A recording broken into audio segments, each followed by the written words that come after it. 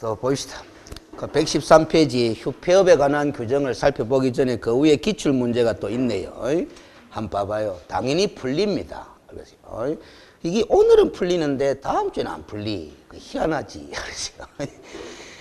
공인중개사법령상 중개사무소를 등록관청에 관할 지역 어디로?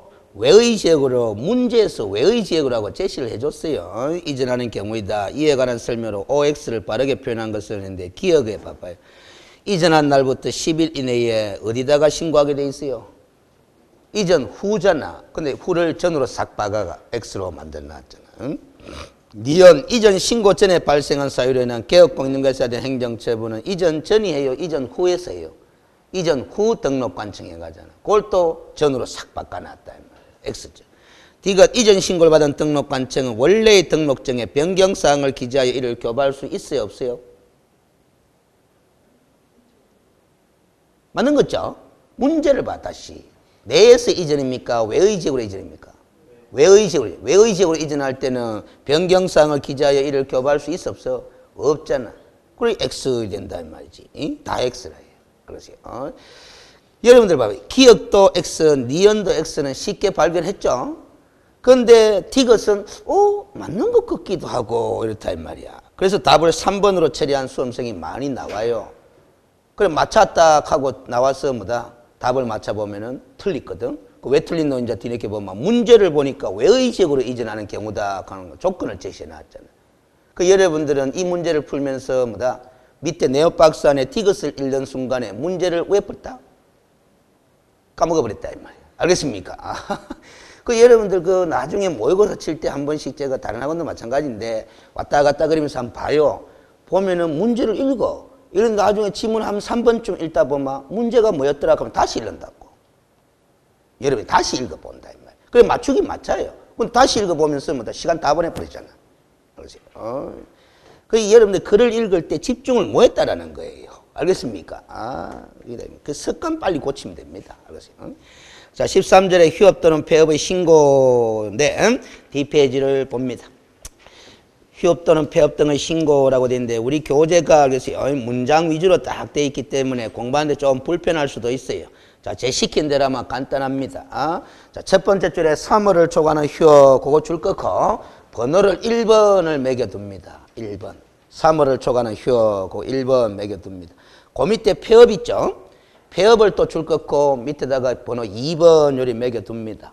그 다음에 휴업한 중개업을 재계획하는 거 줄 거 놓고 번호를 3번 매겨둡니다. 3번. 그 다음에 세 번째 줄 것 때 휴업기간을 변경하고자 하는 때 그거 줄 거고 또 번호를 4번 요리 매겨둡니다. 자, 그러면 이 네 가지 줄 거 넣는 걸 기억하면 공부가 아웃라인이 잡힌 거예요. 자, 제가 다시 적어볼게요. 1번이 뭐다? 3월을 초과하여 휴업을 하고자 하는 경우. 그 다음에 2번이 폐업하고자 하는 경우. 그 다음에 3번이 뭐다? 휴업한 중개업을 마고자 하는 경우. 재개하고자 하는 경우. 그 다음 네 번째, 휴업 기간을 마고자 하는 경우. 변경하고자 하는 경우. 자, 잘 봅니다.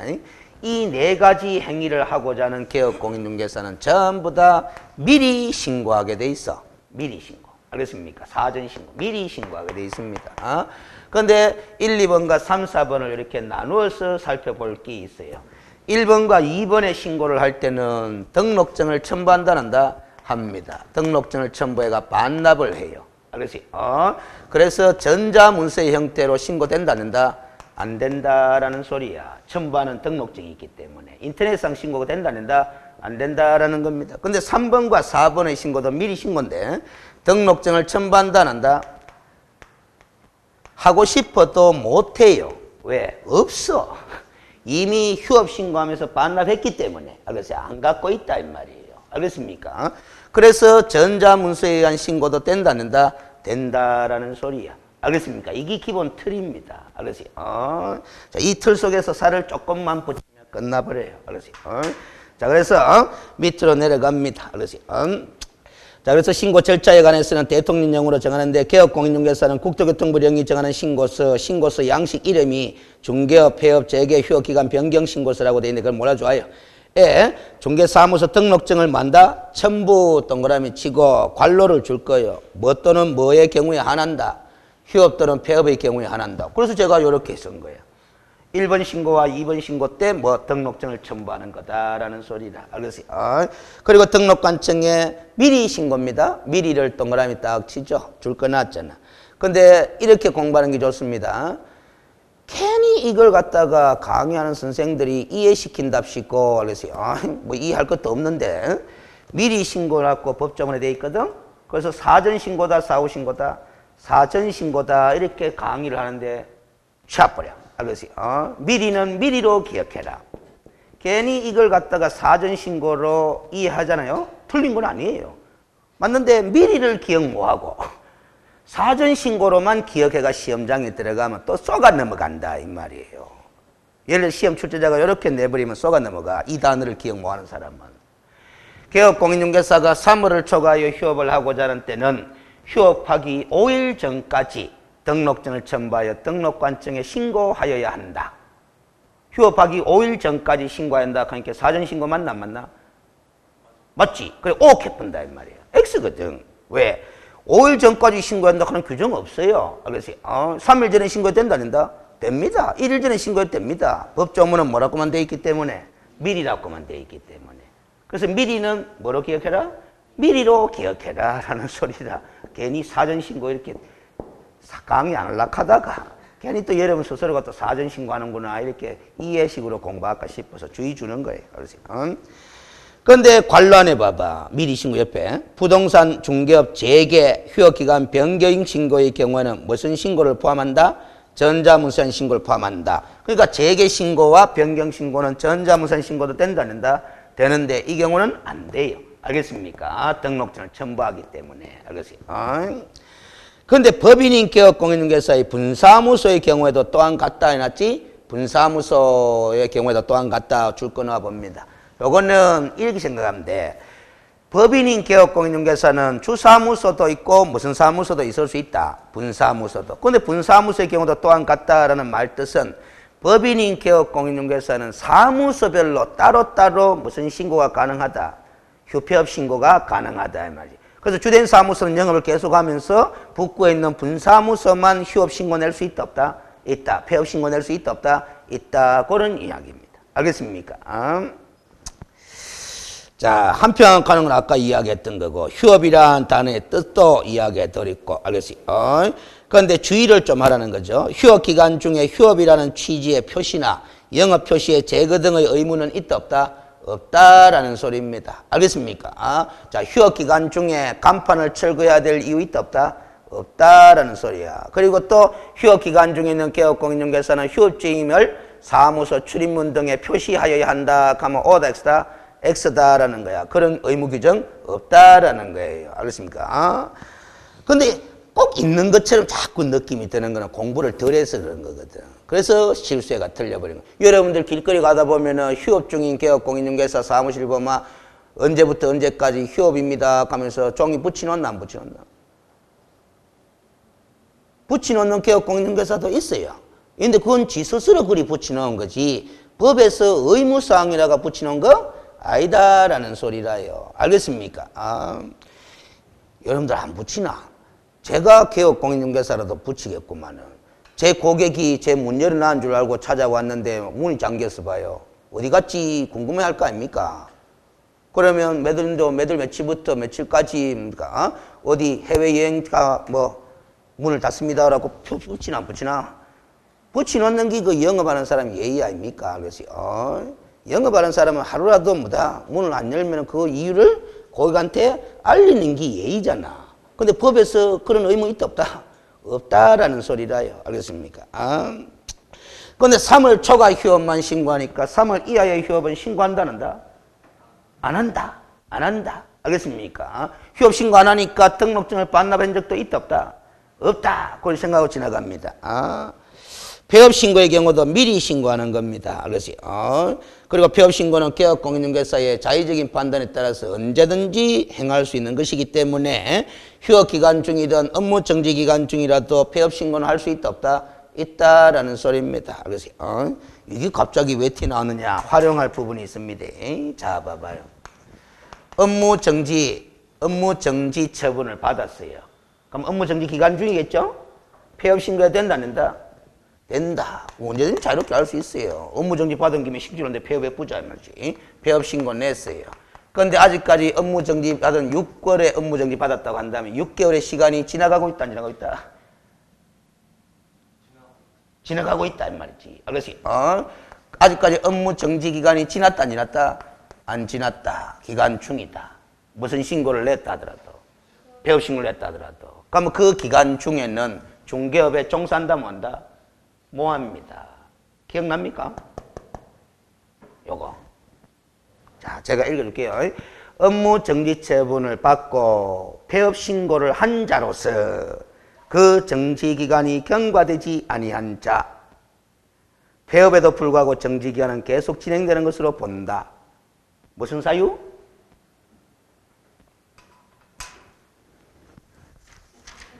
다시 앞으로 되돌아갑니다. 몇 페이지를 보느냐 하면은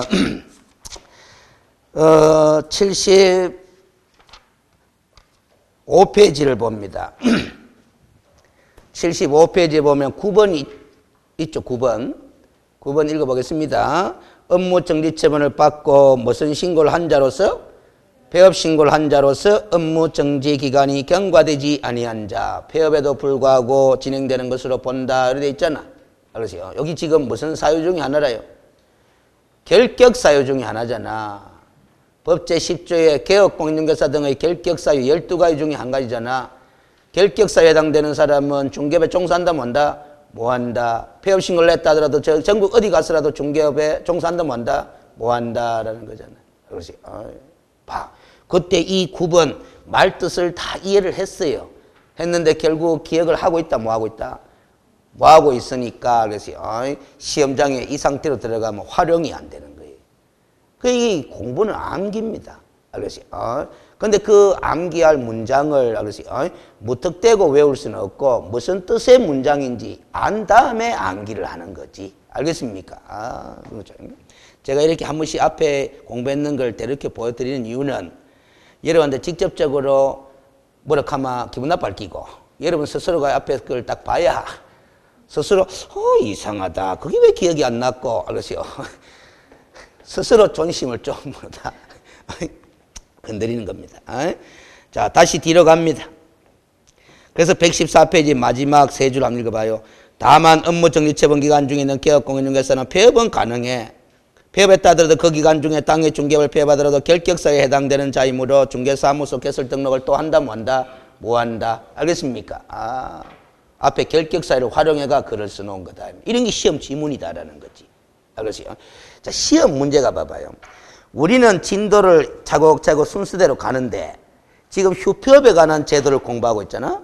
그럼 시험 문제가 휴폐업에 관한 문제를 내면서 무슨 사유를 끄집어들여가? 결격 사유의 하나를 끄집어들여가 지문을 구성해버린다 이 말이에요. 그러면 여러분들 머릿속에 이제 결격 사유하고 휴폐업에 관한 규정 두 가지가 다 머릿속에 떠올라야 떠올라야 떠올라야 된다 이 말이에요. 이게 이제 종합적인 사고가 필요하다라는 소리라요. 알겠습니까? 그러기 위해서는 반복해서 자꾸 뭐다 기억을 떠올리는 훈련을 할 수밖에 없어. 자, 그럼 됐고 115페이지에 알겠어요. 그 후에 보충학습은 여러분들이 한번 참고 삼아서 읽어보면 되는 정도라요. 그걸 시험 문제 낼까지는 없고.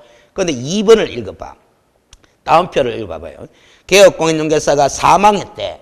죽을 수도 있는 거지. 사망한 때는 그 개업공인중개사와 세대를 같이 하고 있는 자가 지체 없이 등록증을 첨부하여 등록관청에 뭐 하여야 한다? 신고하여야 한다. 나왔습니다. 이 규정이 옛날에는 있었는데 2005년도에 어디 됐다? 삭제됐다.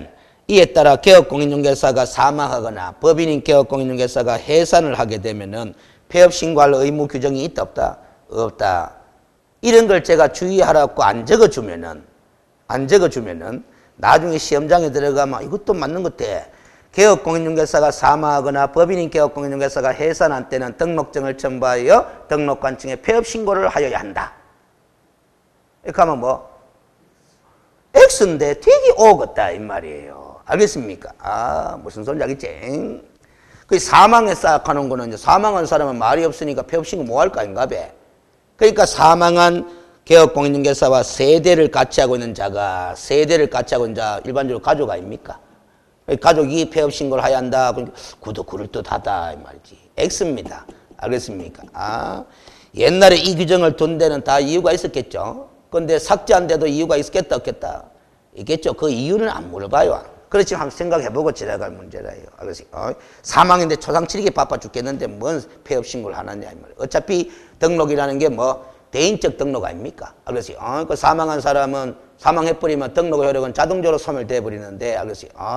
굳이 뭐 폐업신고까지 하도록 요구할 필요가 없지 않느냐 해서 삭제시켜버린 거라. 알겠어요? 이런 게 이제 규제 완화하는 거죠. 규제 완화. 그렇죠? 규제 완화가 단기 규제 완화가 아니고 뭐 이런 측면도 규제 완화한 거예요. 민원인들을 자꾸 불편케 할 필요 있다 없다? 없다라는 겁니다. 알겠습니까? 그 불편케 하는 그런 규정들을 없애가는 거. 이것도 하나의 뭐다? 규제 완화한 거예요. 알겠습니까? 못하게 하는 것도 자꾸 없애는 거. 못하게 하는 걸 없애가지고 이제 할 수 있게 해주는 거. 이런 것도 규제 완화지만은 불편하게 하는 것도 없애는 것도 규제 완화다 이 말이에요. 알겠어요? 그 다음 2번에 휴업기간에가 휴업은 매도를 초과할 수 없다. 6월을 초과할 수 없다. 자, 그거는 이렇게 이해하면 돼요. 요 3월과 6월을 자꾸 혼동하는 수험생이 많더라고. 제가 강의를 해보면은. 요 3월은 신고해야 되는 기준 개월수야. 알겠습니까? 그러면 이제 신고하잖아? 신고하는데 신고서에다가 휴업기간을 적어 넣을 거다. 안 적어 넣을 거다? 적어 넣을 거다. 몇 년도 몇 월 며칠부터 며칠까지 하는 거 적어 넣게 돼 있거든? 거기에 몇 월을 초과해서 못 적어 넣는다. 6월을 초과해서 못 적어 넣는다라는 거야. 알겠습니까? 그런데 사람이 살다 보면은 8개월, 10개월도 휴업할 수 있어야 된다, 없어야 된다? 있어야 되는데 그때는 부득이한 사유가 있어야 되겠다라는 거야. 부득이한 사유도 없이 그렇게 6개월 초과해서 장기간 휴업하지 말아라라는 소리다. 그럼 부득이한 사유가 있으면 6월을 초과할 수도 있다, 없다? 있다. 그래서 그 밑에 보면은 부득이한 사유라 하면 질병을 인한 요양, 입영, 뭐 취약, 그 밖에 준하는 부득이한 사유 이렇게 돼 있죠? 그러니까 여러분들 부득이한 사유만 동그라미 쳐놔. 그러면 질병이니 요양, 뭐 입영이니 외울 필요 없습니다. 이거는 대한민국에서 상식입니다. 대한민국 사회는 아프다, 군대 간다, 공부합니다 하면 다 봐준다, 안 봐준다? 다 봐주는 사회다. 알겠습니까? 그렇습니다. 그럼 부득이한 사유도 없이 6월을 초과해서 계속 휴업하면 위반이다, 위반 아니다? 위반입니다. 상대적 등록 취소 사유라요. 등록도 취소될 수도 있는 사유다. 그럼 3번에 휴업한 중개업의 재개신고 해놨습니다. 고의 변경도 있네. 휴업기간 중에 휴업기간을 변경하고자 할 때도 미리 무슨 신고를 하면 된다? 변경 신고를 하면 된다. 여기죠. 알겠어요? 여기다. 그런데 여기서 이제 아직 시험 문제 나오지는 않았는데 우리가 현실로 가봅시다. 이런 케이스 왜 되겠어요? 내한테는 부득이한 사유가 없어. 없는데 8개월을 휴업하고 싶어. 그럼 뭐 하면 되겠노? 휴업신고서에 8개월 적어놓고 뭐하고? 그렇잖아요. 그럼 일단은 6개월 적어놓는다, 안 적어놓는다? 적어놓고 휴업신고하는 거야. 그래놓고 6개월의 휴업기간이 만료되기 전에 미리, 알겠어요? 만료되기 전에 무슨 신고하면 된다? 변경 신고하면 되는 거야. 그럼 8개월 휴업할 수 있는 방법이 나온다라는 거라. 알겠습니까? 처음부터 부득이한 사유가 있으면 바로 몇 개월 적어 넣어도 된다. 8개월 적어 넣어도 되지만. 알겠습니까? 이런 게 이제 왜 그렇게 가능해지느냐면 우리 법에서는 지금 법 조문을 공부하고 있지만 휴업 기간의 변경 횟수 제한을 한다는다? 안 하거든. 그럼 변경 신고만 여러 차례 거친 다음에 2년이고 3년이고 계속해서 휴업할 수도 있다, 없다? 있다. 이런 결과가 나옵니다. 알겠습니까? 이 규정이 없기 때문에 그런 거야. 그럼 3번에 휴업한 중개업의 재개 신고하는데 휴업 신고를 하고 휴업한 중개업의 재개를 하고자 하는 때는 등록관청에 뭐가 돼 있다? 또 미리 신고에 돼 있어. 동그라미 치면 됩니다. 그 다음이 줄 다 꺼야 돼요. 이 경우 재개 신고를 받은 등록관청은 반납 받은 등록증을 뭐 한다? 즉시 반환하여야 한다. 그 줄 다 꺼놓고 즉시 반환을 동그라미 딱 칩니다. 왜 동그라미 치느냐? 그래서 그 뒤에 읽어보면 돼요. 3월 이하의 휴업은 휴업 신고를 하지 않으므로 그래서 등록증을 반납하지 않겠죠? 따라서 휴업한 중개업의 재개를 하고자 하는 때도 재개 신고를 하지 않아도 된다라는 거야. 그 말은 우리가 재개 신고를 하는 이유가 아까 동그라미 쳤잖아. 뭐 재개 신고를 하는 이유가 우회하기 위해서 등록증을 즉시 반환받기 위해서 재개 신고하는 거야. 알겠습니까? 그러면 등록증을 반환받을 이유가 없으면 재개 신고할 필요 있다 없다? 없다. 그러면 2개월 휴업하는 거는 휴업 신고 냈나 안 냈나? 안 냈죠. 그래도 휴업이다 휴업 아니다? 휴업이지. 2개월 휴업도 휴업인데 신고할 필요가 없는 휴업이다라는 거지. 그러면 2개월의 휴업을 그만두고 이제 재개를 하잖아? 재개 신고한다는다? 안 해도 되는 거래. 왜? 돌려받을 등록증이 없지 않느냐라는 거야. 알겠어요? 그래서 3월 이하의 휴업은 신고를 안 하기 때문에 재개할 때도 재개 신고한다는다? 안 한다. 그 소리야. 알겠습니까?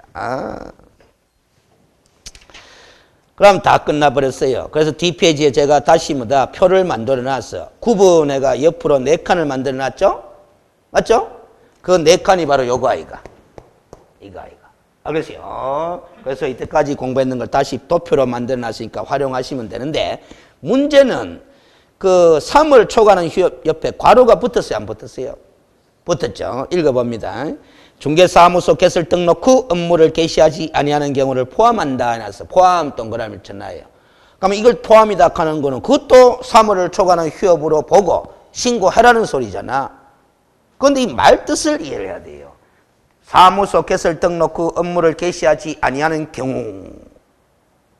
이 무슨 소리냐면 이 표현하고는 좀 다른 거다 이 말이야. 이 3월 초과하는 휴업하는 말은 제가 개업공인중개사로서 영업하다가 한 5개월 동안 뭐다 해외 크루즈 여행 갔다 올 기회가 생겨가 뭐 휴업 신고 내고 갔다 오겠다라는 뜻이잖아요.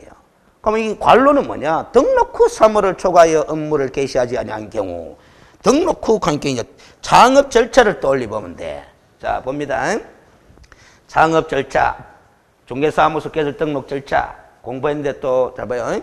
등록 신청을 하잖아. 등록 신청을 하면은 등록관청이 등록 처분을 내리잖아요. 며칠 이내 내리게 돼 있어요? 등록 신청 업무의 민원 처리 기한이 며칠이고? 7일. 사무소 개설 등록 신청을 받은 등록관청은 등록 기준에 적합한지 여부를 심사하고 신청받은 때로부터 7일 이내에 종별에 따라 구분하여 등록을 행하고 그 등록을 행한 사실을 신청인에게 서면으로 통지하여야 한다. 또 보여드려야 합니다. 여러분들이 또 그렇지. 그래서 몇 페이지를 보느냐 하면은, 몇 페이지를 보느냐 하면은, 58, 9, 62페이지로 가야 되네. 62페이지. 62페이지 제일 위에 봐봐요. 중개사무소 개설 등록의 신청을 받은 등록관청은 7일 이내에 다음의 종별에 따라 구분하여 등록을 하고 등록 신청인에게 서면으로 통지하여야 한다. 이렇게 되어 있잖아. 그렇지. 맞죠? 자, 그럼 또 계속 나가봅니다. 그러면 등록 처분을 받았어. 요때부터 등록이 된 거잖아요. 그 전까지는 무등록 상태라 그랬잖아. 그렇죠? 그러면 등록한 다음에 뭐 하게 돼 있어요? 업무 보정 설정을 하게 돼 있잖아. 알겠습니까? 업무 보정 설정. 그러니까 보정 설정이 됐나 안 됐나를 등록관청이 확인해야 뭘 준다? 등록증을 교부해 주게 돼 있잖아요. 이 교부받은 등록증은 지난 시간에 사무소 내 보기 쉬운 곳에 게시하는 서면에 들어가고, 그리고 업무를 시작하면 되는데, 업무를 개시하면 되는데, 업무 개시 전까지는 중경에 사용할 뭐를 인장을 또 등록해야 되잖아. 근데 이 인장 등록은 뭐 할 때 같이 할 수도 있도록 등록 신청과 함께 할 수도 있도록 해놨지만 어찌됐든 업무 개시 전까지 하는 것이 원칙이에요. 이게 창업 절차잖아. 에? 그러면 등록 후 3월을 초과하여 업무를 개시하지 아니한 경우 봐봐. 등록 후잖아. 등록 후 3월을 초과하여 업무를 시작한다는다. 안 하는 경우 하는 말은 결국 이 등록 후에 행해야 될 일이 몇 가지다? 3가지나 되잖아. 이 3가지 일을 등록 처분을 오늘 받았으면 몇월 이내에? 3월 이내에 하고 일을 시작하라라는 소리입니다. 만약에 이 3가지 일을 3월이 초과되도록 하지 못할 사정이 생겼으면은 미리 무슨 신고 내라? 휴업신고 내라라는 소리야. 거기 포함하는 말 뜻은. 알겠습니까? 이거 봐봐요. 보정 설정도 언제 전까지 하게 돼 있는 거다? 업무 개시 전까지. 인장 등록도 언제 전까지? 업무 개시 전까지. 이런 말만 있는 거야. 그럼 봐봐요. 오늘 등록 처음 받았는데 나는 10개월 뒤에 일 시작하려한다. 마음 먹을 수도 있나 없나? 있잖아. 그럼 한 9개월쯤 가가지고 보정 설정도 하고 인장 등록도 하고 그래도 되잖아. 그렇게 하지 말아라라는 소리야. 왜? 이 휴업 규정에 관로가 딱 있기 때문에 이런 일들을 몇 월 이내에 3월 이내에 하고 업무를 시작하라라는 뭐 간접적인 강제예요. 만약에 당신이 오늘 등록 처음 받았는데 10개월 뒤에 일 시작하고 싶으면 무슨 신고 내놔라. 휴업 신고 내놔라라는 거라. 알겠습니까? 그런 취지입니다. 요게. 알겠어요?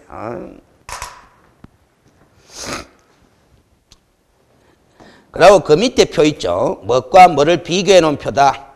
휴업과 업무 정지 처분을 비교해 놓은 표인데 별표 해둡니다. 지금은 이 표를 못 봐요. 휴업은 공부를 했는데 무슨 처분을 아직 공부 안 했다. 업무 정지 처분을 공부 안 했다. 뒤에 가면 하겠죠. 비교식으로 나중에 정리가 돼야 돼. 알겠습니까? 당장 이것만 봐도 알겠어요. 봐봐요.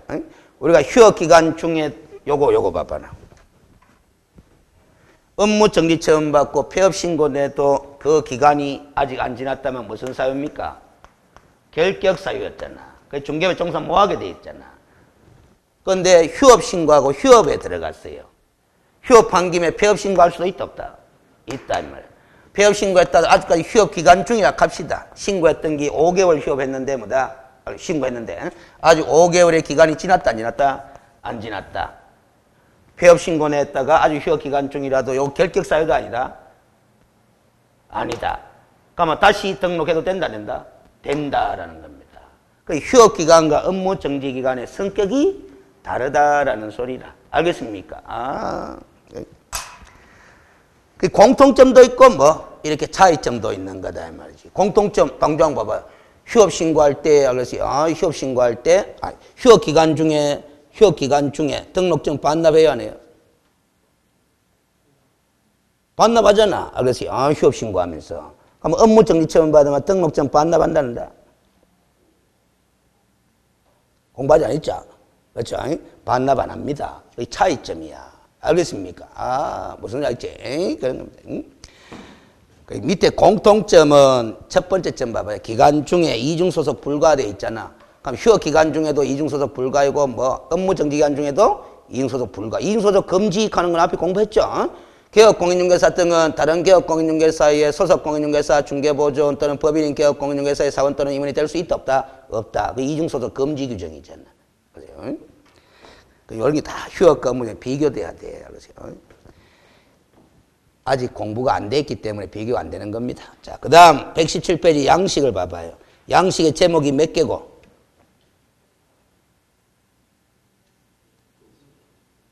그게 6개로 보입니까? 제목이. 4개로 보이지. 휴업신고서, 폐업신고서, 재개신고서, 휴업기간 변경신고서지. 다만 왼쪽에 부동산 중개업 밑에 분사무소 법인인 개업공인중개사의 분사무소만 별도로 휴폐업신고 가능하다 불가능하다? 가능하다 했잖아. 그 분사무소의 휴폐업신고 용도로 쓰려고 하면 밑에 거 하나 체크하면 되는 거지. 알겠어요? 제목이 4개라요. 그래서 제가 이렇게 힌트를 얻은 거다 이 말이지. 알겠어요? 여기 다 그 4개 제목 아닙니까? 휴업, 폐업, 그 다음 재개, 변경. 알겠어요? 무슨 말인지 알겠지? 여기서 제가 강의 아이디어를 발견한 거예요. 휴폐업에 관한 거는 이렇게 4가지 항목으로 정리하는 게 좋겠다라는 거지. 알겠어요? 그 양식도 봐봐요. 밑에 중간에 보면 신고사항 있지? 신고사항에 휴업칸 봐봐요. 휴업기간에가 언제부터 언제까지가 며칠간 적어 넣게 돼 있잖아. 그걸 몇 월을 초과할 수 없다. 6월을 초과할 수 적을 수가 없다. 이런 취지라. 알겠어요? 양식들이 딱 보면 기억이 오래 간다고. 알겠어요? 됐죠?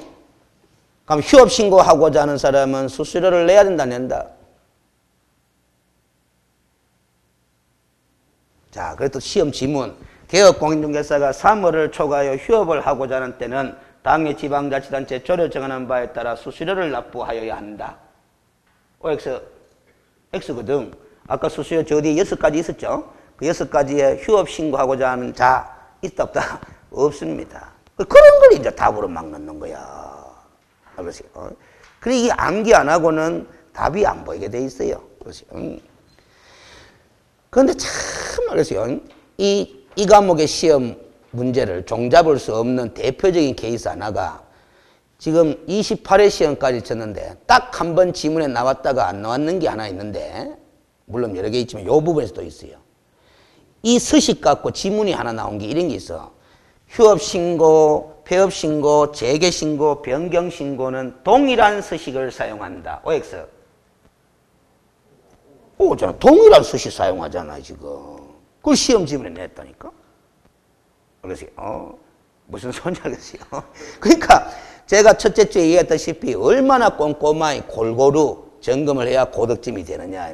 이 28회 시험 치는 동안에 그 지문 딱 한 번 나오고 안 나왔거든? 당연히 한 번 나오고 사라질 이유가 있겠죠. 그렇죠? 그런데 원래 시험에도 안 그리란 법이 없는 거야, 이게. 알겠어요? 그러니까 60점만 맞출 것 같으면 이런 식으로 공부 안 해도 되는데, 우리 몇 점을 넘겨야 되기 때문에 80점을 넘겨야 되기 때문에 하는 데까지 골고루 하는 거예요. 그 대신에 다른 과목에 비하면 내용적으로 이해가 안 되는 부분은 별로 없잖아. 알겠어요? 그런 게 되는 거예요. 그 쉬운 과목이라고 마냥 쉽게만 출제하지를 않아요. 알겠어요? 그런 게 되는 거예요. 그 다음 뒷페이지 기출문제 한번 봅시다. 봐봐요. 또 풀려야 된다고. 안 풀리면 안 돼. 휴업에 관한 설명으로 틀린 것은 1. 개업공인중개사는 3월을 초과하는 휴업을 하고자 하는 경우 등록관청에 그 사실을 신고하는 것 맞나? 맞지. 뭐. 휴업기간에 변경신고를 할 경우 등록증을 첨부합니까? 안 합니까? 변경신고 안 하잖아. 알겠어요? 하고 싶어도 없어. 이런 거 외우는 거 아닙니다. 가만히 생각해보자. 변경신고 하는 건 미리 휴업신고 냈었나? 안 냈었나? 냈으니까 휴업신고 낼 때 등록증 반납 안 했겠나? 그럼 변경신고 할 때는 없네. 이런 식으로 판단해야 된다. 답이 2번이잖아, 봐봐. 그렇지? 자, 근데 봐봐요. 이런 것도 똑같은 출제잖아. 변경신고할 때 등록증 첨부하나 안 하나, 그게 뭐 그리 중요해? 중요합니까? 안 중요합니까? 실무로 가면. 하나도 안 중요해. 이건 몰라도 중개하면 아무 지장이 없단 말이야. 근데 이런 걸 답으로 만들어 놓잖아. 그렇지? 이 과목의 출제 특성을 이해하시라라는 거야. 그래야, 이 과목은 어느 정도로, 어떤 수준으로 공부를 해야 되겠구나, 그런 감이 온다. 3번, 중개업 재개, 휴업기간의 변경신고의 경우, 전자문서한 신고도 가능하다, 불가능하다? 가능하다. 징집으로 인한 입영이 휴업사유인 경우, 6월을 초과해서 휴업할 수도 있고, 재개신고를 받은 등록관청은 반납받은 등록증을 만다, 즉시 반환해야 된다. 다 공부했던 것들이다. 그렇지? 이런 건 난이도 합니다. 그 다음 14절에 간판에 철거라고 되어 있네요. 이것 또한 몇 년 전에 신설된 조문인데 이리 생각하고 들어가야 돼. 일단은 간판을 철거한다 하는 거는 이제 그 사무소에서 중개 업무를 수행한다는다? 안 한다는 깜짝. 우리 개업공인중개사로 영업하다가 중개 업무를 수행 안 하는 케이스가 어떤 케이스인지 한번 생각해 봅시다. 중개 업무를 폐업한 거. 그렇죠. 폐업 신고하면 이제 중개 업무 안 하니까 간판 뭐 한다? 철거해야 되는 사유가 돼. 또 한번 생각해 봐. 앞 시간에 공부했어요. 북구에 있는 사무소를 갖다가 이전한다 안 한다? 이전합니다. 북구 안에서 옮기든 북구 밖으로 옮기든 간에 전국의 사무소는 몇 개밖에 못 두니까, 한 개밖에 못 두니까 이전해보고 나면 이전 전에 사무소는 중개 업무 수행하나 뭐 하나? 뭐 하잖아. 그 걸려있는 간판은 왜 되는 거다? 제거해야 되는 거다라는 거잖아. 그렇죠? 그 다음 또 한 가지. 개업공인중개사가 영업하다가 법을 위반했어요. 근데 그 위반한 내용을 보니까 등록 취소가입니다. 그리고 등록관청이 등록 취소 처분을 내려. 그러면 일하나 뭐 하나? 뭐 하자? 문 닫아야 되는 거잖아. 그럼 간판 뭐 하는 거다? 철거해야 되는 거다라는 거라. 그래서 이 세 가지 사유가 간판을 지체 없이 철거해야 되는 사유로 적혀져 있어요. 그럼 봐봐. 휴업 신고했다. 일하나 안 하나? 안 하잖아? 업무 정지 처분 받았다. 일하나 안 하나? 뭐 하잖아? 그럼 휴업 기간 중, 업무 정지 기간 중에도 간판을 철거해야 된다, 안 해야 된다? 요런 게 이제 답으로 작용할 가능성이 있는 거라. 알겠습니까? 그런데 휴업과 업무 정지는 그 기간이 끝나면 다시 일해요, 안 해요? 일하잖아. 알겠어요? 굳이 간판 철거할 필요 없다라는 소리입니다. 근데 폐업 신고했다? 등록 처분 받았다? 사무소를 이전했다? 시간이 흘러간다고 다시 일하나 그 사무실에서? 아니잖아. 그 간판 철거된다. 그래서 그 밑에 보면은 지체 없이 사무소 간판을 철거해야 한다 해가지고 휴업기간 또는 업무 정지기간 전에 간판 철거 의무가 없으면 뭐해라? 주의해라 해놨잖아. 1번, 2번, 3번을 기억만 하면 돼요. 사무소 이전 사실 신고한 경우, 그 다음 폐업 사실 신고한 경우, 개설 등록 처분을 받은 경우 간판을 철거해야 되는 거다. 알겠지? 그런데 간판 철거를 안 하고 놔두잖아. 놔두면은 등록관청에서는 뭐 영업정비 차원에서 대집행할 수도 있다 없다? 있다. 무슨 법에 따라? 행정대집행법에 따라. 대신 집행하는 게 대집행입니다. 알겠지? 의무 있는 자가 의무를 이행하지 않을 때 행정기관이 대신 집행해버리는 거. 알겠어요? 그리고 대신 집행하는 과정에 들어간 비용은 의무를 이행하지 않은 자에게 부담시켜버리는 거. 그게 바로 뭐다? 대집행하는 게. 어느 법에 따라하는 거다? 행정대집행법에 따라서 절차를 밟는 겁니다. 알겠어요? 그럼 철거 안 했다고 해가지고 과태료나 이런 벌칙 규정은 있다 없다? 없습니다. 대집행을 당할 뿐이지. 알겠어요? 그래서 여러분들 길거리 가다 보면은 건물 외벽에 중개사무소 간판이 붙어 있는데 가보면 중개사무소는 영업을 안 하고 있어. 알겠어요? 철거해야 되는데 철거 안 하고 그냥 달아놨다 안 달아놨다? 달아놨다 이 말이지. 그럼 그런 간판은 대집행 대상이다 아니다? 대상이다 이 뭔데 2개월이 지나도 3개월이 지나도 그냥 걸려 있는 거야. 그거는 행정기관이 대집행을 안 하고 그냥 있는 거예요. 알겠어요? 무슨 소리인지 알지? 주로 잘 안 합니다. 왜냐하면 새로 사무실 임차회가 들어오는 사람이 그 간판을 재활용하고자 하는 사람들 많다 많다? 많다. 알겠습니까? 무슨 소리인지 알겠어요? 껍데기만 새로 색칠해가 새로 거쳐시키면 되는 길인데. 알겠어요? 그래서 대집행을 하더라도 어느 정도 시간이 지난 다음에 하는 거예요. 곧바로 안 합니다. 알겠어요? 그 다음 119페이지 알겠어요? 3번 사무소가 이런 건 시험 출제되는 것은 없습니다. 그런데 이해도를 높이기 위해서 적어놨어요.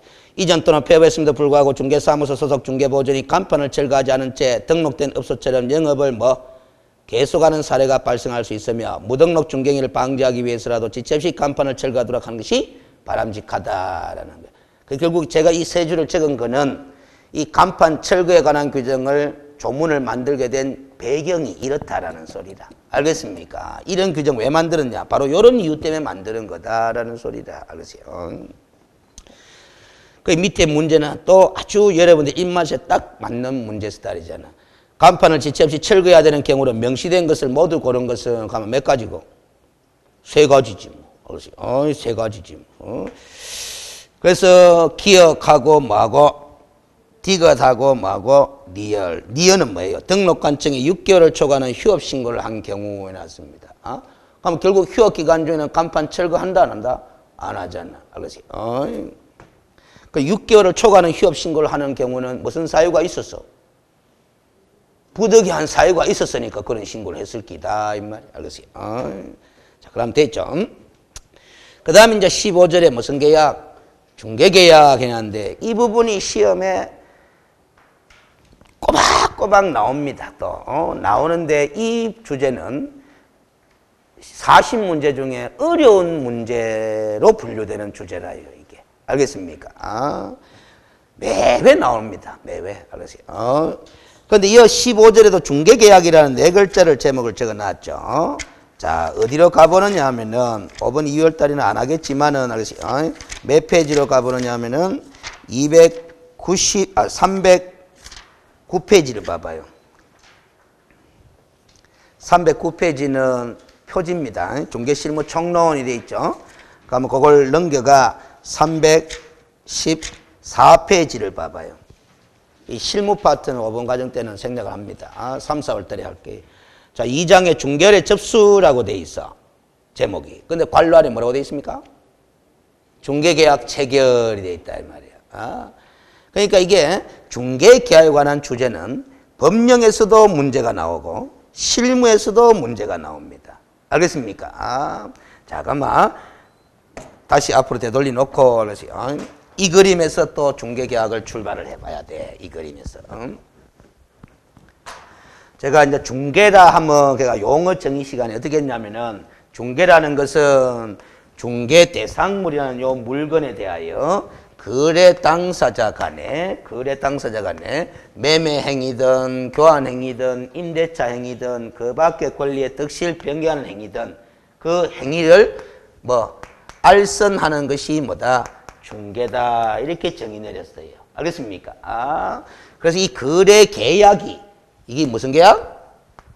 거래 계약 아닙니까? 매매 거래 계약, 교환 거래 계약, 임대차 거래 계약, 저당권 설정 거래 계약, 다양한 거래 계약이 체결될 수 있도록 도움 주는 이 알선한 행위가 바로 뭐다? 중개다. 그렇게 이야기를 했어요. 이 중개를 업으로 하기 위해서 등록한 자를 우리는 뭐? 개업공인중개사. 그렇게 이야기한다 이 말이에요. 그럼 이 개업공인중개사의 고객이 누굽니까? AB잖아. 거래 당사자잖아. 거래 당사자.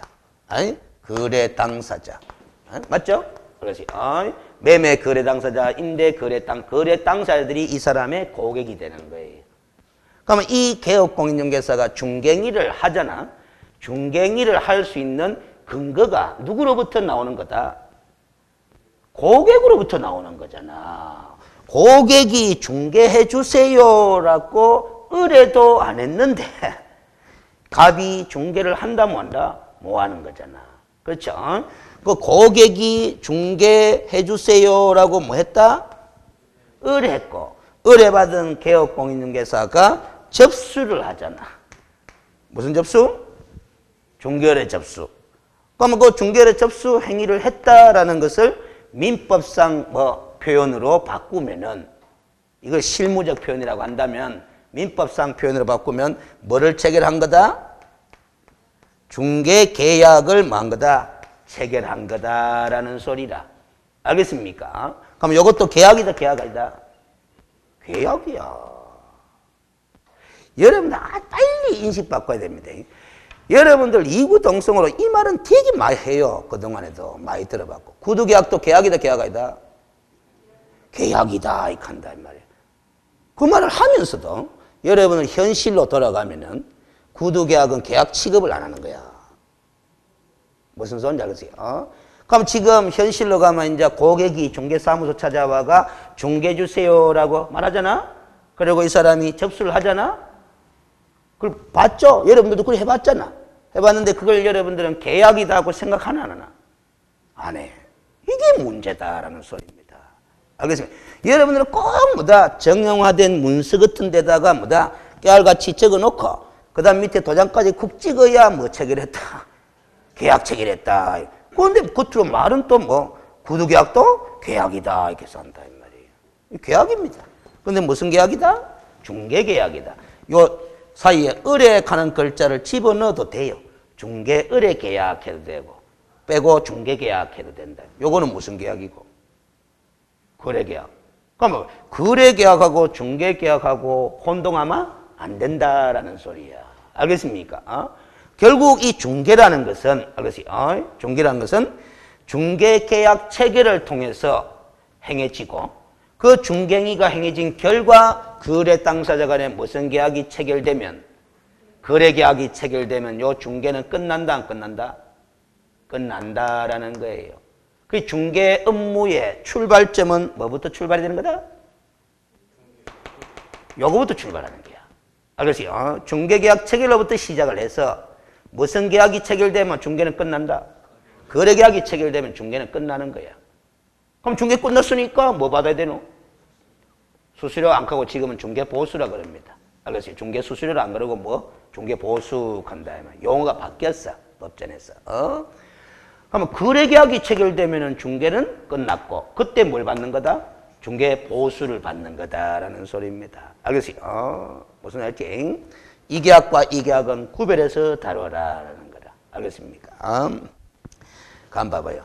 이걸 묻는 과목은 무슨 과목? 매매계약, 교환계약, 임대차 계약은 어느 과목에 시험 문제 나오노? 민법 있잖아. 이 계약관계를 다루는 과목은 민법. 요 계약관계를 다루는 과목은 뭐? 공인중개사법. 이 과목에서 다루는 거다 이 말이야. 알겠습니까? 무슨 소리였지? 그 쟤한테는 이걸 자꾸 질문해야 되는데 여러분들은 쉬는 시간에 자꾸 저한테 뭘 질문한다? 이걸 질문해, 이걸. 제가 남의 집에 새들어 사는데요. 이렇게 하면서 뭐다? 집주인이 나가라 하는데요. 이 나가야 됩니까? 이런 식으로 질문하는 거는 요걸 묻는 거잖아.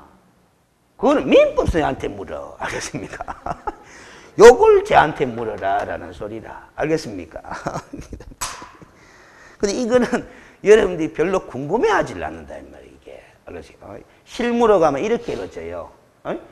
여러분들이 중개사무소에 가가지고 집을 파는 사람이에요. 여러분들 매도인이야. 그러면 개업공인중개사한테 뭐라고 이야기를 합니까?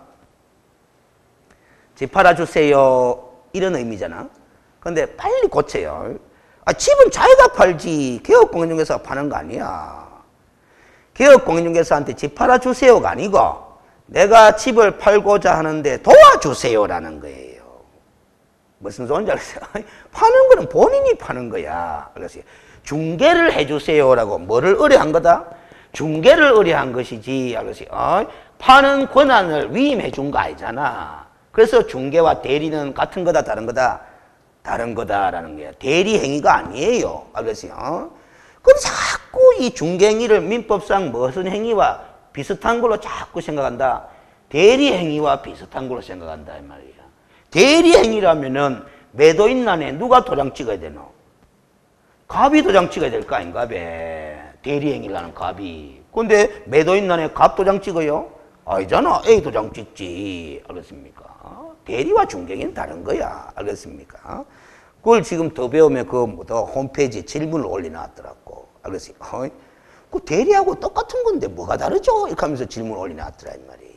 알겠습니까? 그 자꾸 마인드가 집 팔아주세요 이런 식으로 출발해버리니까 대리행위 걷잖아. 알겠어요? 내가 집을 팔고자 하는데 어려움이 많으니까 잘 모르니까 매매계약의 법리에 대해서는 도와주세요라는 게. 그 도와주는 행위가 무슨 행위다? 중개행위다. 그래서 앞에 소리가 보조적 사실행위다 하면서 공부를 했잖아. 알겠어요?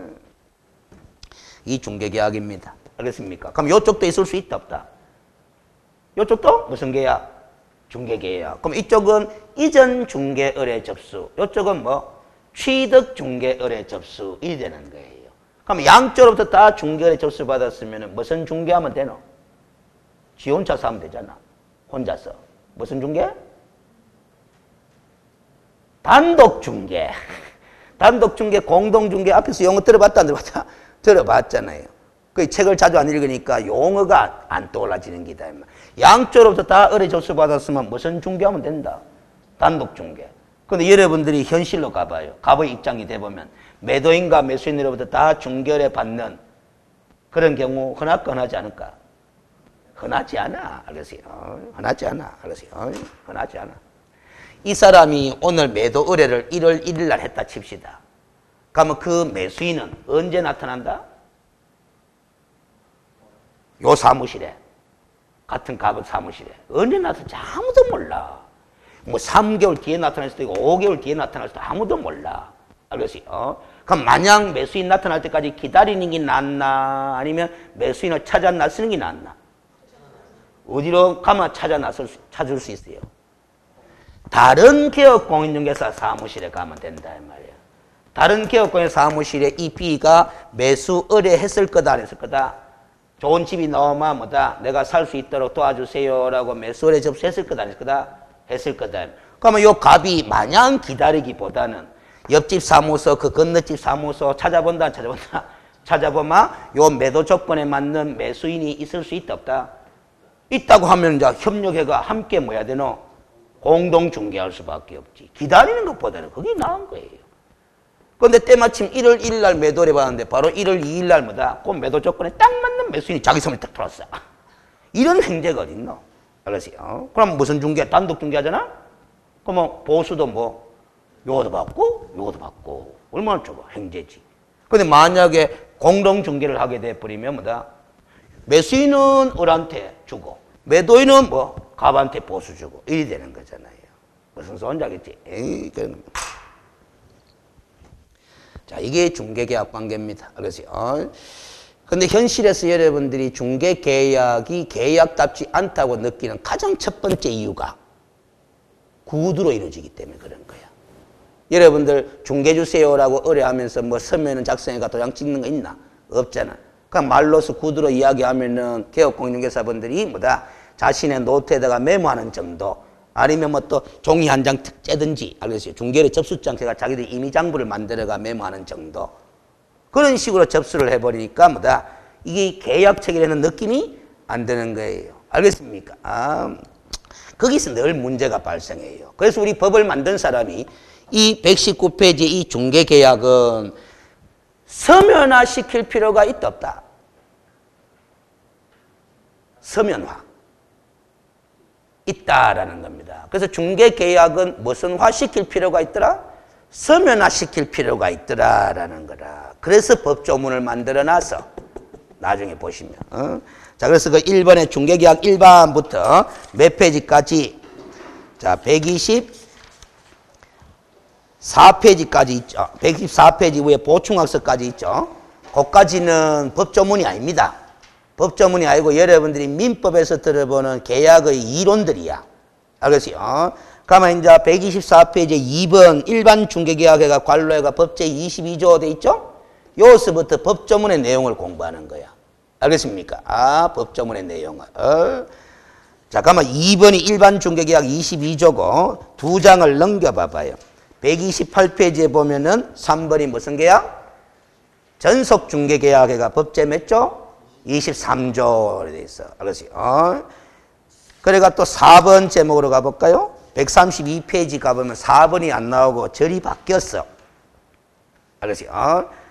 거래정보망의 지정 및 이용 이렇게 돼 있죠? 자, 그러면은 우리 공인중개사법에는 요 중개계약에 관해서 조문이 몇 개 있다? 2개 있다. 2개. 22조에 무슨 중개계약? 일반 중개계약. 23조에 무슨 중개계약? 전속 중개계약이다. 잠깐 봐봐. 저는 그냥 중개계약 했는데 일반, 전속 두 글자씩 붙었지? 그 말은 이 중개계약 체결, 중개의 접수도 여러 가지 형태가 있는갑다, 없는갑다? 있는갑다. 일단 몇 가지 형태가 법에 규정되어 있다? 2가지 형태가. 두 가지 형태가. 2가지 형태가. 그러면 실무도 조금 같이 겸해서 합니다. 몇 페이지로 다시 가느냐 하면은, 이게 몇 분?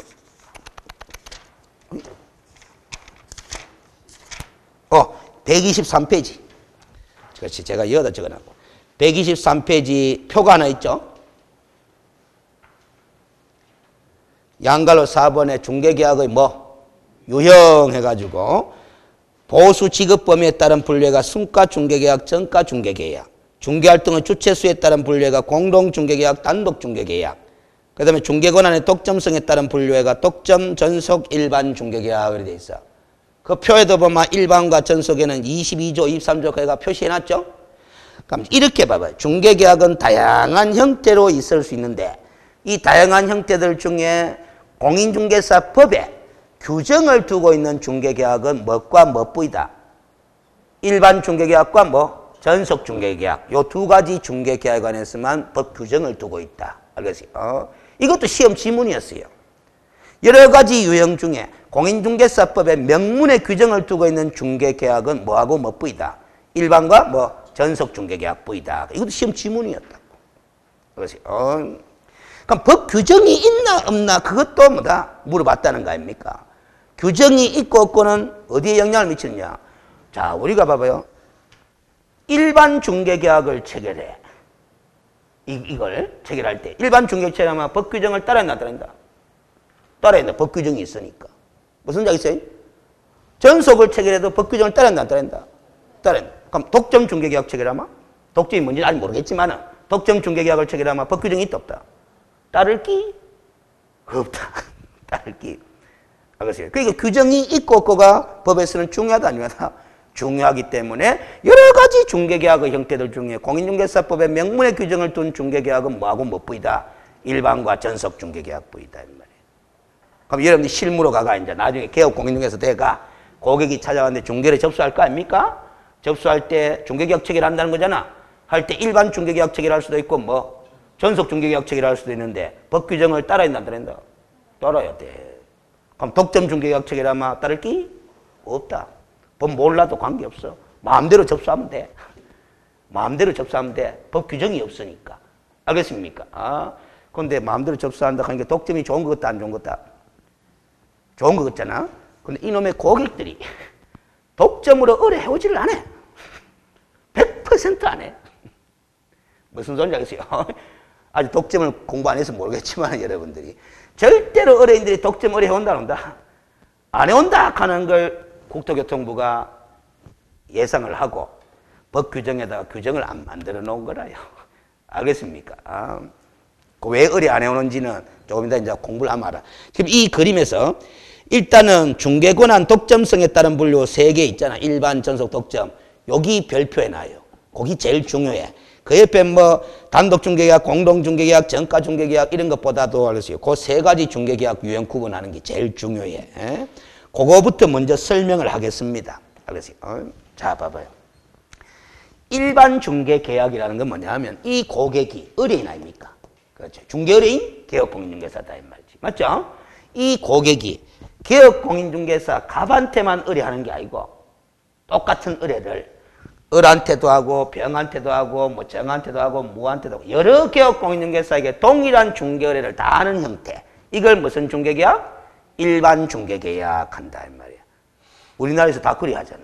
그래서 일반이라고 갖다 붙이는 거야. 그래서 우리나라에서 관행적으로 행해지는 중개계약 형태는 뭐다? 일반 중개계약. 그래서 다른 말로 보통 중개계약 하기도 해요. 똑같은 말이라. 그래서 요도 의뢰하고 요도 의뢰하고 요도 의뢰하고 여러 군데 다 의뢰하는 거예요. 그래서 이건 무슨 중개계약? 일반 중개계약. 그래서 좋을 것 같아요? 별로 안 좋을 것 같아요? 자, 근데 좋으냐 안 좋으냐 제가 질문했는데 중개계약을 체결하는 당사자가 요 사람과 요 사람이잖아요. 그렇죠? 그러면 좋으냐, 일반이 좋으냐 안 좋으냐는 이 사람 입장에서도 한번 생각해보고 이 사람 입장에서도 뭐 한번 생각해보고 자, 이 사람 입장에서는 좋은 것 같아요? 안 좋은 것 같아요? 좋은 거지. 여러분들 마음대로 여도 의뢰하고 저도 의뢰하니까 이거 빨리 고쳐야 됩니다. 알겠어요? 이게 착각 속에 사는 거야. 왜 여러 군데 의뢰하면 좋으냐고 생각하느냐고 물어보면은 그래야 빨리 거래가 이루어질 거 아닙니까? 이렇게 한다고. 무슨 소리겠지? 그래서 여러 군데 의뢰하는 일반 중개계약이 좋은 거다 이렇게 이야기를 한다는 말이에요. 그게 착각이라는 거예요. 알겠어요? 봐봐요. 요도 의뢰하고 요도 의뢰하고 다 의뢰했잖아. 그러면 각자가 의뢰받았을 거 아닙니까? 각자가 중개인을 하나 하겠지? 하는데 열심히 했어요. 그런데 이쪽에서 거래를 성사시켰겠네. 그럼 보수는 요만 주지 이건 주나 안 주나? 안 주잖아. 그럼 이 개업공인중개사 입장에서는 열심히 노력을 했음에도 불구하고 보수 있나 없나? 없어. 그러면 반대로 이 개업공인중개사도 마찬가지 아니겠어요? 자, 열심히 했는데 이쪽 개업공인중개사가 거래를 성사시켜버리면은 보수는 요 주지 이거 받나 못 받나? 못 받잖아. 그러면 일반 중개계약을 체결한 개업공인중개사로서는 보수의 보장을 받는다 못 받는다? 못 받는 거야. 보수의 보장도 못 받는 의뢰를 받았는데 영업하는 사람이 열심히 한다, 소홀히 한다? 소홀히 하잖아. 소홀히 하면 거래가 빨리 이루어지나? 안 이루어지지. 그게 착각이다라는 거예요. 알겠습니까? 아, 무슨 얘기지?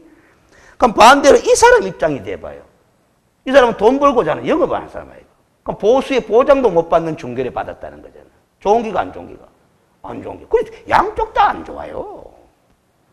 거래가 빨리 이루어진다는 착각이다 이 말이지. 안 좋은 거예요. 알겠어요? 무슨 소리인지 알겠어요?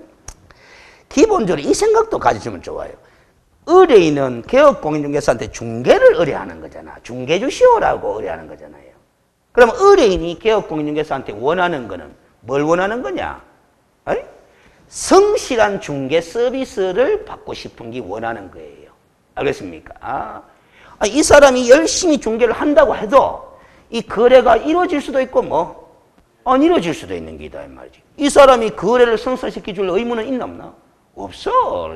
거래 못 성사시키면 보수 못 받는 것 뿐이지 거래를 성사시켜줄 의무가 있는 건 아니다 이 말이에요. 그럼 자기는 의뢰받았으면 성실하게 책임감 있게 중개 서비스를 뭐 제공하면 되는 거지. 꼭 거래를 성사시킬 의무는 없는 거거든.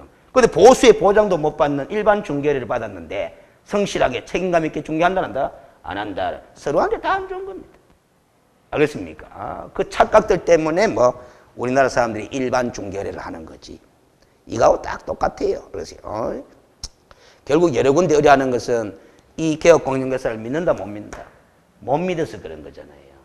그렇죠? 이거 똑같았고 여러분들 그 주치 제도가 좋은 거예요, 나쁜 거예요? 주치 좋은 거잖아. 근데 우리나라 국민들 그 주치 제도 그 좋은 제도를 활용하나? 안 하잖아. 알겠어요? 와 활용 안 해요. 못 믿겠거든. 알겠어요? 저 병원에 가가 감기 주사한테 맞는데 낫더라 안 낫더라? 안 낫더라. 여기 돌팔이 가면 딴 병원 또 가잖아. 알겠어요? 못 믿는 거다 이 말이에요. 알겠어요? 그래서 뭐다 일반 중개계약은 안 좋은 겁니다. 알겠어요? 거기다 일반 중개계약은 그렇게 하는 것이기 여도리하고 여도리 하는 것이기 때문에 중개 의뢰 접수 내용을 서면으로 작성할 필요성도 잘 느낀다 못 느낀다? 못 느끼니까 현실에서 다 구두로 행해지는 거야. 알겠습니까? 그래서 늘 문제가 터지는 거야. 항상 합의된 내용이 구두로 이루어져 있기 때문에 문제가 터지는 거야. 알겠어요? 그러면 이제 일반 중개계약의 반대 개념은 뭐겠어요, 그러면? 반대로. 단독이 아니지. 특정한 개업공인중개사 한 사람은 딱 고르는 거야. 내가 믿을 만한. 알겠어요? 그 사람한테만 중개를 의뢰하고 다른 개업공인중개사들한테 의뢰한다 안 한다? 안 하는 거예요. 이게 무슨 중개계약이다? 독점 중개계약. 그 일반의 반대 개념은 뭐다? 독점 중개계약입니다. 그러면 독점 중개계약을 체결하게 되면 이렇게 받아들여야 돼. 이 부동산의 거래는 누구를 통해서만 거래를 하겠다는 뜻. 독점 의뢰받은 그 개업공인중개사를 통해서만 거래를 행하겠다라는 뜻이에요. 그게 독점 의뢰야. 그래서 비록 의뢰인이 스스로 발견한 거래 상대방과 거래를 해도 독점 중개계약을 체결했다라면 개업공인중개사 즉 독점 개업공인중개사에게 위약금을 물어야 돼. 요 독점 의뢰했잖아. 의뢰놓고 자기 스스로 발견한 거래 상대방하고 거래를 하잖아요. 그러면 중개 보수에 해당하는 금액만큼을 위약금으로 개업공인중개사에게 줘야 돼. 무슨 소리인지 알겠어요? 의뢰인이 스스로 발견해서 예를 들어서 꼭 이렇게 문어체로 이야기하니까 뭐 알아듣겠더라고. 여러분들이 제가 독점 의뢰했습니다. 집을 팔 수 있도록 중개해달라고 독점 중개 의뢰를 했어요. 알겠어요? 의뢰를 했는데 때마침 그 사실을 제 친구가 알아버렸어. 알겠어요? 그래서 제 친구가 네 집 거만 내가 살게 하는 거야. 제 친구가. 그걸 잘 됐다고 뭐. 내가 니한테 팔게. 그러면 의뢰인이 스스로 발견한 거래 상대방이 친구잖아. 직접 거래 계약을 체결했잖아요. 매매 계약 체결했잖아. 그래도 이 독점 중개 계약에 대한 위반이야. 위반으로서 중개 보수에 해당하는 금액만큼을 위약금으로 지불해야 되는 이런 게 독점 중개 계약이야. 물론 다른 개업공인중개사의 또 의뢰가 다른 개업공인중개사의 거래가 이루어져도 독점 중개 계약 위반으로서 위약금 또 물어야 돼. 보수에 해당하는 금액만큼. 그러니까 오로지 독점 중개 계약은 누구를 통해서만 거래가 성사돼야 된다. 그 개업공인중개사를 통해서만 거래가 성사돼야 되는 거예요. 그게 독점 중개 계약입니다. 그럼 우리나라의 국민들이 독점 중개 의뢰할 사람 있겠나? 없어. 알겠어요? 세상 천지에 내 스스로 잘 나가. 내 스스로 발견한 거래 상대방하고 거래를 이루었는데 그때도 위약금으로 중개 보수하는 금액을 개업공인중개사한테 줘야 된다 하면 그걸 받아들일 국민들이 있어 없어요? 없지. 그래서 우리나라에서는 독점 중개 계약이 행해질 가능성이 없다라는 인식하에 공인중개사법에 독점 중개 계약 규정이 없어요. 알겠어요? 그런데 잘 봐봐요. 이 독점 중개를 받은 개업공인중개사는 그럼 보수의 보장이 있나 없나? 있지. 알겠어요? 있지. 그래서 적극적으로 책임감 있게 중개 서비스를 제공한다, 안 한다? 하게 된다, 이 말이지. 그런데 의뢰인이 스스로 발견 상대방과 거래계약 체결한 경우도 위약금 지불해야 한다. 여기에 대해서 우리 국민들이 납득이 안 되니까 독점 중개를 할 국민들이 있다, 없다? 없다라는 겁니다. 알겠어요? 그런데 독점 중개계약이 좋은 점이 뭐예요? 중개 보수의 보장을 해줘가지고 적극적이고 책임감 있는 중개 서비스를 제공할 수 있다는 이 장점이거든. 그래서 우리나라에서 독점 중개 계약을 도입하지는 못하고 독점 중개 계약과 비스무리한 무슨 계약? 전속 중개 계약을 법에다 규정한 거예요. 그러면 전속 중개 계약은 출발이 독점으로부터 출발합니다. 그런데 의뢰인이 스스로 발견한 상대방과 직접 거래한 경우만큼은 위약금 문다 안 문다? 안 물어. 거기 독점과 전속의 유일한 차이점이에요. 나머지는 똑같아요. 알겠습니까? 그러면 전속 중개계약도 어느 정도 중개 보수의 보장이 있는 거다 없는 거다? 있는 거다. 그래서 적극적이고 성실하고 책임감 있는 중개 서비스 제공될 수 있다 해서 우리 공인중개사법 23조의 규정을 만들어 놓은 거예요. 무슨 소리인지 알겠지? 그렇습니다. 그런데 그게 93년도부터 전속 중개계약 규정이 신설되어 있는데 강제하지를 못해요. 국민들 보고 중개거래 할 때는 무조건 전속 중개거래 해라. 법으로 강제한다 뭐한다? 뭐한다. 그래서 전속 중개계약 규정이 있음에도 불구하고 현실에서는 여전히 국민들이 무슨 중개거래를 한다? 일반 중개를 하고 현재까지 그리 흘러오고 있는 거예요. 그래서 2001년도에 와갖고는 일반 중개 계약에 관한 규정도 만들어 22조를 뒤늦게 만든 겁니다. 우리 조문 순서가 22조 23조이 되는데 23조가 93년도에 먼저 만들어지고 2001년도에 22조가 뒤늦게 만들어진 거야. 알겠어요? 22조가 뒤늦게 만들어진 거예요. 근데 법을 전부 개정하면서 이제 조문 순서를 22, 23조로 바꿔버린 거지. 알겠습니까? 그런 거다. 자, 그렇게 개념을 이해하시면 됩니다. 자, 그래서 일단 법조문 공부하고 다시 앞으로 되도록 하겠습니다. 124페이지에 2번 일반 중개계약 요것만 공부하고 쉬었다 가겠습니다. 자, 22조 어떻게 되느냐? 여기서 출발합니다. 일반 중개계약은 구두로 서면으로 잘 이루어지잖아. 그래서 항상 구두에 의한 계약은 늘 문제가 터질 수 있으니까 알겠어요? 분쟁 예방 차원에서 서면화시킬 필요가 있다 없다? 있다. 그래서 만든 조문이 22조야. 한번 읽어봅니다. 자, 2001년도 법 개정 전에는 전속 중개에 관한 규정만 두고 일반 중개에 관한 규정을 두지 않았으나 관행화된 일반 중개의 폐단을 어느 정도 시정하고자 하는 측면에서 의뢰인이 필요한 경우 개업공인중개사에게 일반 중개계약서의 작성을 요청할 수 있도록 규정했다. 이러한 입법 형태는 일반 중개계약의 서면화를 도입하여 의뢰 내용을 구체화하여 분쟁 발생 시 책임 소재를 명확히 하고 계약서상의 보수와 금액을 명시하도록 하여 부당한 중개보수의 수수를 건절하고자 하는 측면이 있으나 우리의 중개 관행을 고려하여 서면에 의한 중개계약의 작성 의무화는 다소 미룬 것으로 볼 수 있다라는 게. 법조문 왜 만들어놨냐? 양가로 2번 봅니다. 이게 법조문인데 의뢰는 의뢰 내용을 명확하게 하여 필요한 경우에는 개업공인중개사에게 다음 각호의 사항을 기재한 뭐의 작성을 요청할 수 있다? 일반 중개계약서의 작성을 요청할 수 있다. 그걸 줄 거는 돼요. 그러면 누가 누구에게 요청할 수 있다? 의뢰인이 개업공인중개사에게. 맞죠? 자, 그러면 요청할 수 있다라고만 규정해놨지 이 규정은 없어. 요청받은 개업공인중개사는 일반 중개계약서를 작성하여야 한다 하는 작성 의무 규정이 없어. 그럼 자, 요청받았다 치고 개업공인중개사는 그 요청을 거절해도 된다 안 된다? 됩니다. 그렇지요. 그런데 실무에서는 거절 뭐해요? 거절한다는 거는 무슨 뜻이고? 손님이 작성합시다라고 요청해 왔는데 그걸 거절한다는 건 무슨 뜻이고? 다른 집에 가 있어라는 소리예요. 무슨 소리인지 알겠어요? 그러니까 현실적으로 의뢰인이 개업공인중개사에게 작성 요청해 오기만 오면 현실적으로 거절한다 뭐한다? 뭐하고 작성하게 될 수밖에 없거든. 그러니까 작성하여야 한다 하는 규정을 굳이 안 만들어도 돼. 알겠습니까? 그러나 법적으로 따지면 거절해도 되는 거야. 관계없어. 다른 집에 가라 해도 관계없어. 알겠어요? 그런데 문제는 여기 터집니다. 의뢰인이 뭐 작성 요청을 해와야 말이지. 안 해오는데. 무슨 소리인지 알겠어요? 우리나라 중개의뢰인들이 이 조문이 공인중개사법에 있다하는 거 아는 고객 있어 없어요? 없어. 알겠어요? 그럼 의뢰인이 작성 요청도 안 해오는데 개업공인중개사가 본인이 스스로 나서가 일반 중개계약서를 서면으로 작성하실랍니까? 먼저 이야기 꺼낸다 안 꺼낸다? 안 꺼냈지.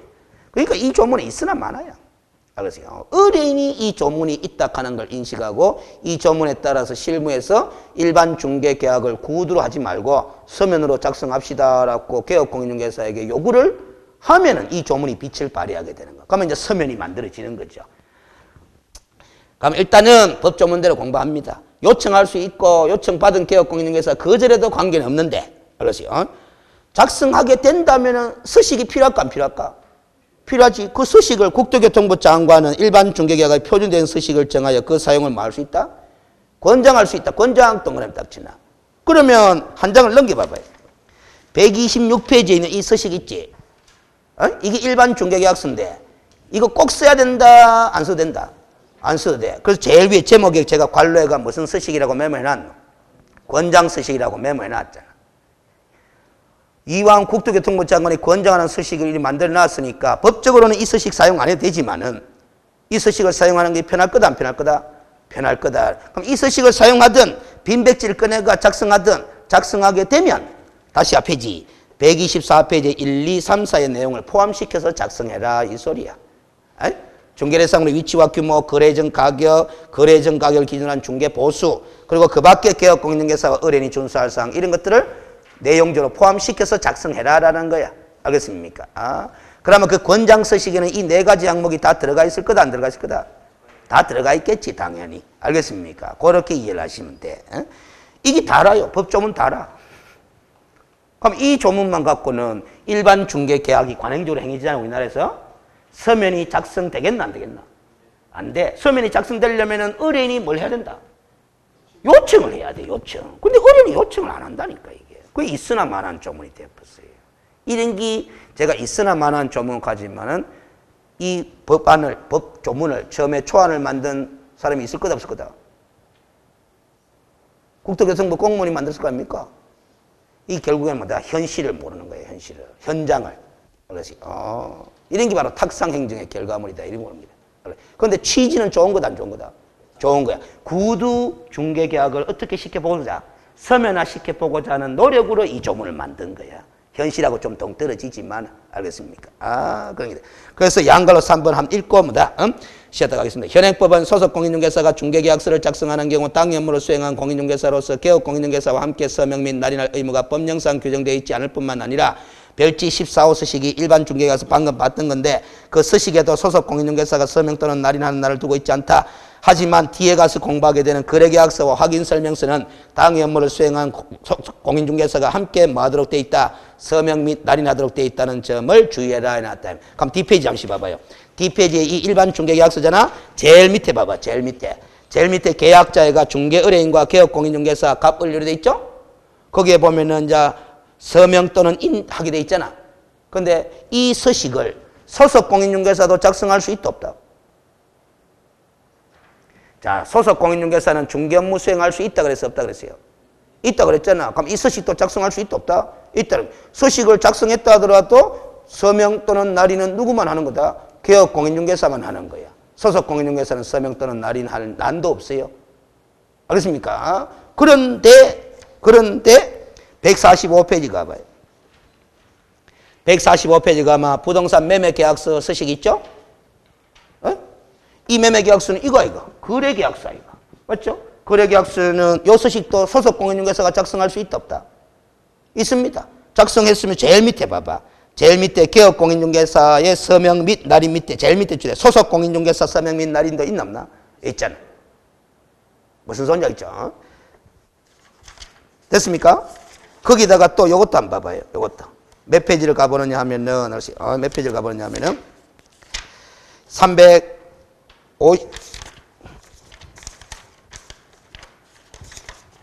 349페이지 가봐. 349페이지 가보면은, 제목이 뭐예요? 중개대상물 확인 설명서 해놨죠? 이걸 거래계약서 교부할 때 같이 교부하게 돼 있거든, 나중에. 이 거래계약이 체결되면은, 거래계약서도 작성하고 확인설명서도 작성해가 교부하게 돼 있다, 이 말이에요. 그러면 여기 한 장을 넘겨봐. 350페이지에 보면 제일 밑에 또 서명 및 날인하는 칸이 나온다, 안 나온다? 나오죠? 거기에는 소속 공인중개사의 서명 및 날인하는 칸도 있나 없나? 있지? 자, 그럼 봐봐. 다시 앞으로 되돌아가 봐요. 125페이지에 그 양갈로 3번의 설명이 바로 그걸 소개한 거잖아. 이 중개계약서, 일반 중개계약서든 안 받던 전속 중개계약서든 소속 공인중개사가 작성했다 하더라도 소속 공인중개사가 개업 공인중개사와 함께 서명 및 날인하는 거 있다 없다? 없어. 안 해도 돼.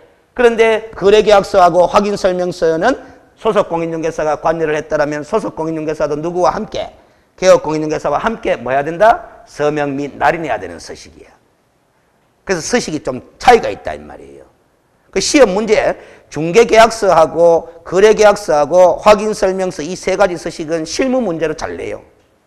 알겠습니까? 어차피 여러분들이 개업에가 실무에 종사하게 되면은 일반 중개계약서, 전속 중개계약서, 그리고 아까 매매계약서 같은 거 있지? 그리고 확인설명서 다 작성해야 한다. 해야 되거든. 그 작성 실무 문제로 잘 나와요. 작성할 때 도장 찍어야 될 사람이 누구인지도 알아야 되나 몰라야 되나? 알아야 되잖아. 그럼 일반 중개계약서에는 소속 공인중개사가 도장 찍지 않아도 돼. 해도 하는 건 관계없는데 꼭 찍어야 될 의무는 없다 이 말이야. 그러나 거래계약서 확인설명서 서식은 누구도 찍어야 된다.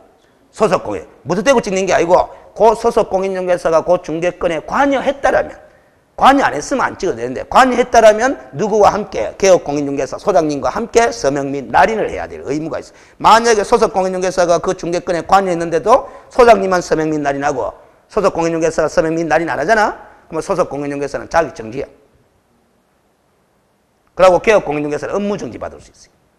그러세요. 그게 의무이기 때문에. 그러세요. 그게 서식을 구분해서 공부를 하는 거란 말이에요. 그러세요. 자, 잠시 쉬었다가 전속중개계약제도를 또 공부합니다. 쉬었다 합시다.